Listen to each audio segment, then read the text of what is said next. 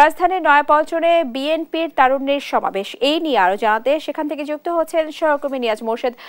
নিয়াজ, একটু আগে বলছিলাম যে তারুণ্যের সমাবেশ শুরু হয়েছে, নেতাকর্মীরা আসতে শুরু করেছেন কিনা বা প্রস্তুতি কেমন দেখছেন?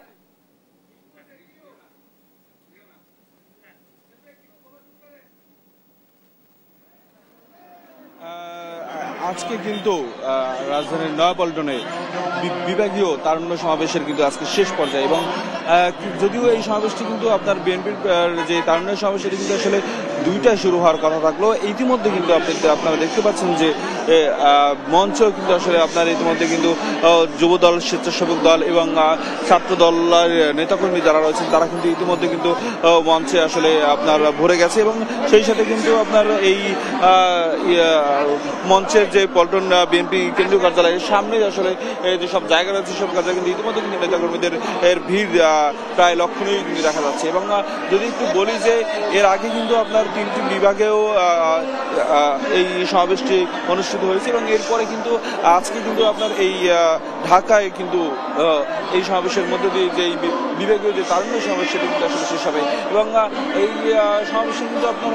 মূলত হলো তারুণদের রাজনৈতিক অধিকার প্রতিষ্ঠায়, যে আসলে আপনার গণতন্ত্রের রাজনৈতিক অধিকার প্রতিষ্ঠায় আসলে এই মূল লক্ষ্য আপনার এই সমাবেশের। এবং যদি একটু বলি যে এর আগে কিন্তু আপনার 3টি সমাবেশে কিন্তু আসলে বেশ লক্ষণীয় কিন্তু আপনার আরেকটু বলি যে এই যুবদল, স্বেচ্ছাসেবক দল এবং ছাত্র দলের এই 3 অঙ্গ সংগঠনের আয়োজনে কিন্তু আপনার এই সমাবেশ অনুষ্ঠিত হতে যাচ্ছে। এবং যুবদলের, স্বেচ্ছাসেবক দল এবং ছাত্র দলের পক্ষ থেকে কিন্তু বলা হয়েছে আজকে কিন্তু ঢাকায় প্রায় 15 লক্ষ তরুণের সমাবেশ ঘটাবে আজকের এই তারুণের সমাবেশে। এবং আরেকটু বলে রাখি যে বিএনপির যে 31 দফা, সেই 31 দফা নিয়ে আসলে 31 দফা নিয়েও কিন্তু তাদের আসলে দিক নির্দেশনা দেওয়া হবে, এবং কিভাবে এই 31 দফা বাস্তবায়ন হবে সেটি নিয়ে আসলে কিভাবে তরুণদের মধ্যে এই 31 দফা আসলে আপনার একেবারেই আলোকপাত করা যায়, এবং সেই 31 দফা নিয়ে তরুণরা কিভাবে দেশের মানুষের কাছে পৌঁছাবে সেরকম দিক নির্দেশনা কিন্তু দেওয়া হয় এই তারুণদের সমাবেশ থেকে। আজকের এই তারুণের সমাবেশ কিন্তু প্রধান অতিথি থাকবেন বিএনপির ভারপ্রাপ্ত চেয়ারম্যান তারেক রহমান, এবং বিএনপির যারা স্থায়ী কমিটির সদস্য তারাও আসলে এই সমাবেশ থেকে আসলে বক্তব্য দেবেন সামনের দিকে তরুণরা কিভাবে এগিয়ে যেতে পারে, এবং সেই সাথে তরুণরা কিভাবে দেশ গঠনে এবং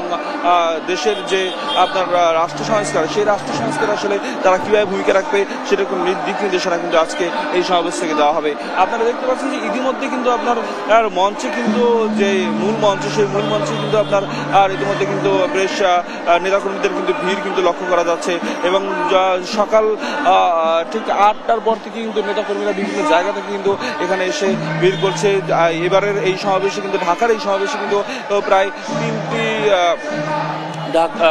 ঢাকা, ময়মনসিংহ এবং সিলেট এই তিনটি বিভাগের সমন্বয় কিন্তু আপনার আজকের এই সমাবেশ কিন্তু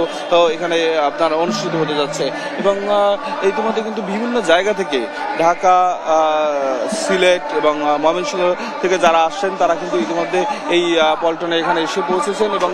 খণ্ড খণ্ড মিছিল নিয়ে তারা এখানে আসছেন, এবং সেই সাথে তারা কিন্তু এখানে এসে তাদের যারা নেতাকর্মী রয়েছেন সেই নেতাকর্মীরা কিন্তু এখানে ইতিমধ্যে উপস্থিত হয়ে, এবং অনেকেই কিন্তু আপনার আজকে যে তারুণ্য সমাবেশ, সেই তারুণ্য সমাবেশ থেকে নতুন কি দিক নির্দেশনা আসে সেটি আসলে জানার অপেক্ষায় কিন্তু তারা আছেন। এবং ঠিক বিকেল 3টা নাগাদ এই সমাবেশের মূল আনুষ্ঠানিকতা শুরু হবে, এবং এরপর থেকেই কিন্তু আপনারা বিভিন্ন পর্যায়ের নেতারা আসলে এই মঞ্চে বক্তব্য দেবেন, এবং সবশেষ বিএনপির ভারপ্রাপ্ত চেয়ারম্যান তারেক রহমান তিনি আসলে অনুষ্ঠানের প্রধান অতিথি হিসেবে বক্তব্য দেবেন, এবং তার বক্তব্যের মাধ্যমেই আজকের এই তরুণরা কিন্তু আসলে দিক নির্দেশনা পাবে আসলে নতুন আসলে এই রাষ্ট্র সংস্কারের যে 31 দফা বিএনপির পক্ষ থেকে বলা হচ্ছে এবং দেওয়া হয়েছে, সেই 31 দফা নিয়ে আসলে তরুণরা কিভাবে কাজ করবে সেটি নিয়ে আসলে তারা কিন্তু আজকে কথা বলবেন। এবং যদিও গতকাল কিন্তু আপনার এই বিষয়ে একটা সেমিনার কিন্তু এই 3 বিভাগের সমন্বয় কিন্তু হয়েছে, এবং আজকে হলো সমাবেশ, এবং এই সমাবেশের মধ্যে দিয়ে আসলে নতুন তরুণরা দেশ গঠনে কিভাবে এগিয়ে যাবে এবং কিভাবে তারা আসলে আপনারা আরো দেশ গঠনে মূল ভূমিকা রাখবে। এবং যদিও অভ্যুত্থানের পরে আসলে তরুণদের নিয়ে এই সমাবেশ কিন্তু বিএনপি এই প্রথম করছে এবং গণ অভ্যুত্থানের পরে এই তারুণ্যের সমাবেশ কিন্তু কেন্দ্র করেই তারা চাচ্ছে যে বিএনপির এই তারুণ্যের সমাবেশ কেন্দ্র করে তরুণরা যেন নতুন